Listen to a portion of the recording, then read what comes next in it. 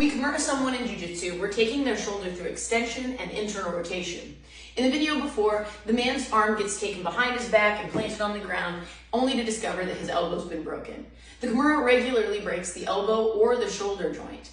By making those two joints resilient to both internal rotation and extension, and in the case of the elbow, internal rotation and flexion, we can help make sure that we're harder to KIMURA, or that if we are KIMURA'd, we're more resilient to injury. Follow along for a couple of exercises to improve your shoulder health and your elbow health. For strengthening dynamic shoulder extension, I like to use the kettlebell bent press. From here, I'm going to lie on my side, reaching my shoulder blade and my knuckles up towards the ceiling. We'll drop our elbow behind our body as we can tolerate and drive right back up.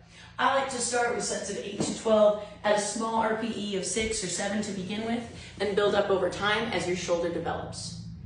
For my shoulder internal rotation stretch, we're going to lay on our side with our stretching arm underneath us. From here, I'm going to aim my thumb at me as though someone were going to try to armbar me. We'll take our top hand and place it on the back of our forearm, not our wrist, and I'm going to drive my arm into shoulder rotation. Effectively, we're KIMURAing ourselves on our side here.